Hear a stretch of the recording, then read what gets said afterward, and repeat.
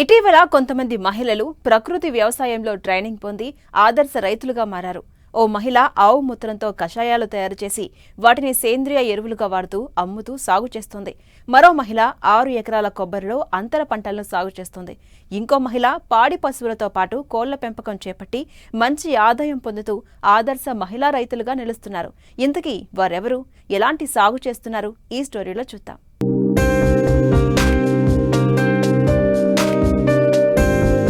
మన దేశంలో ఉద్యోగాలకు కొరత లేదు. చేసేవారికి అనేక రకాల ఉపాధి అవకాశాలు ఉన్నాయి. సరైన స్కిల్ ఉన్న యువత దొరకడం కష్టమైపోతుంది. అలాగే వ్యవసాయంలో కూడా ఇలాంటి పరిస్థితి నెలకొంది. అయితే తగిన ట్రైనింగ్ ఇస్తే అద్భుతాలు చేయవచ్చని నిరూపిస్తున్నారు అనకాపల్లి జిల్లా కాసింకోట మండలం సుందరయ్యపేట గ్రామం మహిళలు. ఇక్కడి మహిళలు సాగు చేస్తున్న ప్రకృతి వ్యవసాయ పంటలు అనేక మంది రైతులకు స్ఫూర్తినిస్తున్నాయి. వీరి దిగుబడులు కొనడానికి వినియోగదారులు పోటీ పడుతున్నారు.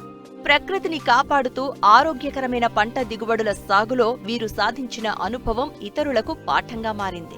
ప్రకృతి వ్యవసాయ వనరులు కేంద్రం పెట్టుకొని నా విలేజ్లో అందరికీ కూడా కషాయాలు, ద్రవణాలు రైతులు వచ్చి ఆర్డర్ ప్రకారంగా తీసుకొని వాడడం జరిగేదండి.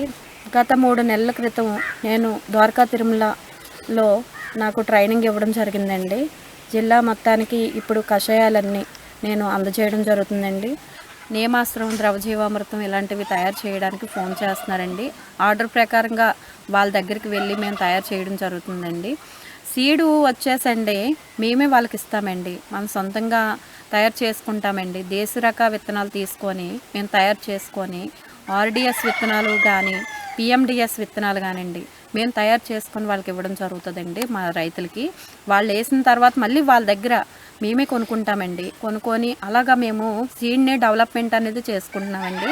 ఇప్పుడు రానున్నదండి పిఎండిఎస్ విత్తనాలు 30 రకాల విత్తనాలు వేయాలండి. మేము ప్రజెంట్ పండించిన కూరగాయలండి రైతులు ఆకుకూరలు పండిస్తామండి. ముల్లంగి, బీట్రూట్, క్యారెట్, క్యాబేజీ, పచ్చిమిర్చి ఇలాంటివన్నీ కూడా ఒక 30 రకాల పంటలు వచ్చేటట్టు ఏటీఎం మోడల్గా మా కేడర్ మేము పండిస్తూ మా మోడల్ చూసి మా రైతు కూడా మారేటట్టు మేము అలా తయారు చేపిస్తున్నామండి. ఆ కూరగాయల్లో కూడా టమాటో, వంగ, మిర్చి, ఉల్లి ఇలాంటివన్నీ పండించడం జరుగుతుందండి. జీడు మామిడి అండి, నెక్స్ట్ జీడు మామిడి కూడా వేస్తామండి. వరి పొలాలు, రాగులండి, రాగులు కూడా బాగా వేస్తారు మా వాళ్ళు. పప్పు దినుసుల్లోని పెసలు, మినువులు, బొబ్బర్లు, గంట్లు, సోళ్ళు ఇలాంటివన్నీ కూడా బాగా పండిస్తామండి. దీర్ఘకాలిక తోటల్లో వివిధ రకాల కూరగాయలతో పాటు పండ్ల తోటల పెంపకాన్ని విజయవంతంగా చేపట్టారు. ఈ సాగు పద్ధతిలో భూమిపైన జీవ వైవిధ్యం, భూమి లోపల రకరకాల వేరు వ్యవస్థల ద్వారా అనేక రకాల సూక్ష్మజీవులు ఉత్పన్నమవుతాయని, తద్వారా మొక్కకు కావలసిన పోషకాలు సమృద్ధిగా అందే విధంగా చక్కటి పద్ధతులను మహిళా రైతులు అవలంబిస్తున్నారు. తక్కువ ఖర్చుతో నాణ్యమైన ఆరోగ్యకరమైన ఉత్పత్తులు, అధిక దిగుబడులను సాధిస్తున్నారు. 6 ఎకరాలు కోకోనట్ పండిస్తున్నాము. అందులో 3 సంవత్సరాల నుంచి ఏపీసీఎన్ఎఫ్ సిబ్బంది వచ్చి మమ్మల్ని కలవడం జరిగింది. వాళ్ళు ఆర్గానిక్ పద్ధతుల్లోని పంటలు వేయమని చెప్పారు. వాళ్ళు చెప్పినట్టుగానే సొరకాయ, వంకాయ, టమాటా, మిరప, మిర్చి, ఈ తీగజాతులు ఇటువంటివి మేము వేసుకుంటున్నాము. 365 రోజులు కిచెన్ గార్డెన్ కింద వేసుకుంటున్నాము. అందులో కోకోనట్లో అంతర పంటల కింద పసుపు, అల్లము ఇవి కూడా వేసాము. దానికి సరిపడా ఆవుని కూడా కొనుక్కున్నాము, నాటు ఆవుని. ఆ మూత్రంతోనే మేము తయారు చేస్తున్నాము. చిరుధాన్యాలని 30 రకాలు వేసేవాళ్ళమండి. మేము బయటికి వెళ్ళి వేయకుండా ఆవుల మేతకి కూడా అదే కోసి వేసేవాళ్ళమి. అది పంట కూడా వచ్చేది. మా ఇంటికి వచ్చే వరకు ఇదంతా వారానికి ఒక 500 అయితేనే కానీ మా ఇంటికి వచ్చి సరిపోయేవి కాదు. అలాంటిది ఈ ఉపాయం తోసిన కాడి నుంచి మా ఇంటికి వచ్చి మొత్తం మిగిలింది. మళ్ళీ ఆవుని మేపుకోవడం వల్ల పాలుకొచ్చి మిగిలింది. అదే ఏ టయానికన్నా కూరగాయలు లేవు అన్న మాట అయితే మాకు ఇప్పుడు వరకు లేదు. మొదటగా మేము తినగా ఉన్నాయి కూడా కూరగాయలు తీసుకెళ్ళడం కలెక్టర్ ఆఫీస్లో వారానికి ఒకసారి అవి ఎలా ఉంటాయో తీసుకొని వెళ్ళి వాళ్ళకి అమ్మడం కూడా ఎక్కువ ఖరీదు అయితే అమ్ముతున్నాం సార్.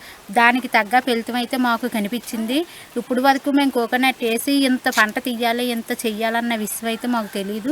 వీళ్ళు వచ్చి చెప్పగానే భూమిని ఖాళీ లేకుండా ఇంత పంట పండించుకొని ఇలా తినడం వల్ల మా ఇంట్లోని ఒంట్లో ఆరోగ్యంగా ఉన్నారు. మా పిల్లలేటి మేమేటి అందరం ఆరోగ్యంగా ఉన్నాం. మేము 1 ఎకరా పొలంలో గడ్డి వేసుకొని 6 నాటావులు మేపుకోవడం జరుగుతుంది సార్. అది కూడా ఆర్గానిక్తోనే చేస్తున్నామండి. గడ్డికి పిండి అటు వేయలేదండి. వాటితో వచ్చిన గడ్డిని తీసి ఆవులకి కోసేస్తున్నాం. పాలు కూడా లీటరు 70 రూపాయలకి అమ్ముతున్నామండి. మిగిలినవి కొన్ని పాలు తీసుకొని మేము వెన్న తీసి నెయ్యి కూడా అమ్మడం జరుగుతుందండి.